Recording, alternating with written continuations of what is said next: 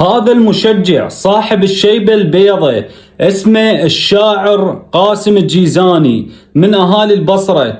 طبعا هذا المشجع راح الملعب جذع النخلة من الساعة 7 الصبح على مود يحصل على تذكرة بوسط الازدحام وبوسط المدافع، ومن الصبح لحد العصر ما حصل على تذكرة وحدة.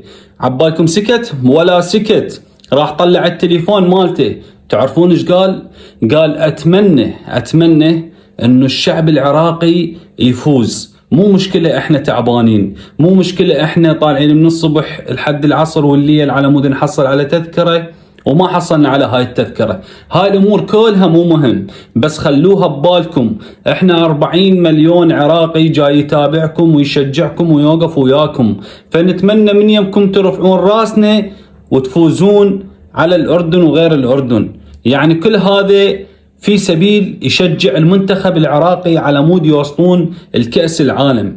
يعني كل الحب والاحترام لك يا شاعرنا القدير، والله العظيم هاي وقفتك للمنتخب العراقي يعني شيء عظيم، والله العظيم شيء عظيم. فنتمنى من شكو مشجع عراقي يوقف ويا اللاعب العراقي ولا يوقف ضده، لأن إذا وقف ضده معناته راح نخسر وما حد راح يشجع المنتخب العراقي. ونتمنى الفوز للعراق، وتحياتي لكم يا حلوين. لا تنسون حطونا اللايك والمتابعة وحركة الاكسبلور، واي شيء ينزل جديد تلقونه بحسابي، واهم شيء تابعوا حسابي مال انستغرام الرابط بالوصف. تحياتي لكم يا ورود.